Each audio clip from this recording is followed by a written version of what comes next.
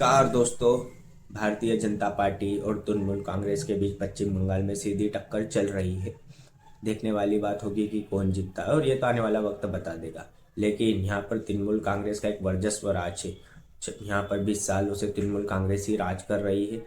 देखा जाए तो जब 2014 में भारतीय जनता पार्टी नरेंद्र मोदी जी की लहर थी, तब भी पश्चिम बंगाल में बीजेपी नहीं जीती थी। 2019 में भी नहीं जीती और देखा जाए 2024 में भी नहीं जीती, तीनों पे। और अब तक तो नरेंद्र मोदी के धीरे धीरे वर्चस्व समाप्त होने जैसा लग रहा है। उसके बाद क्या यहाँ पर जीत पाएगी भारतीय जनता पार्टी? क्योंकि यहाँ पर ममता बनर्जी का क्रेज बहुत अलग है। दूसरी पार्टियों, कांग्रेस हो, आईएमआईएम हो, ये इनका यहाँ पर कोई वर्चस्व नजर आता दिख नहीं रहा है।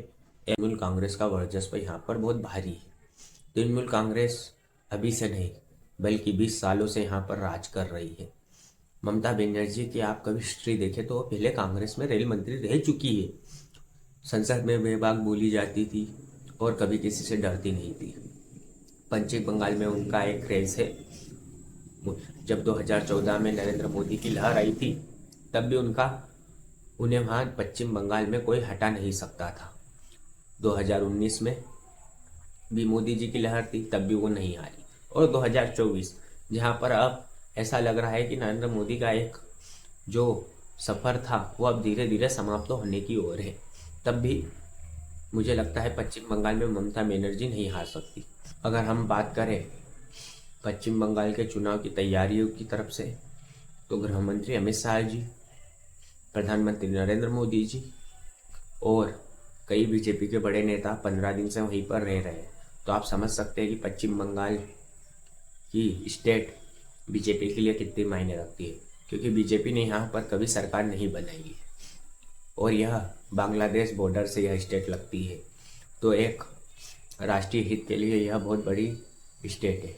कहा जाता है कि जो मुरादाबाद से जो बॉर्डर लगती है, वह ममता बनर्जी ने वहाँ पर बॉर्डर लगाने से मना कर दिया था। और जब गृह मंत्री अमित शाह जी से पूछा गया कि आपने क्या पूरी तरीके से बांग्लादेश से जुड़ी हुई जो बॉर्डर थी उसे सील कर दिया है, तो अमित शाह जी ने कहा था कि इसमें स्टेट लेवल का भी सपोर्ट होना जरूरी है, जो ममता बनर्जी हमें कर नहीं रही है। अब इसे भी एक प्रचार के तौर पर देखा जा रहा है। अब आगे चल के हमें पता चलेगा कि इसे बीजेपी एक पश्चिम बंगाल में मुद्दा तो उठा रही है, पर क्या दिनों ओवैसी को बीजेपी की बी टीम कहा जाता है। जब भी असदुद्दीन ओवैसी चुनाव लड़ते हैं तो कहा जाता है कि यह सीधा बीजेपी को फायदा पहुंचाएंगे। उसका ताल्लुक मैं आपको समझा देता हूँ।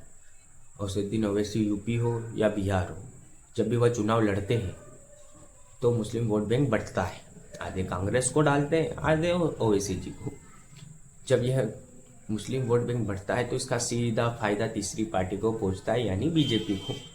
इसलिए कांग्रेस बीजेपी से ज़्यादा, या कहे ओवैसी भी बीजेपी से ज़्यादा कांग्रेस को दिक्कत मानते हैं।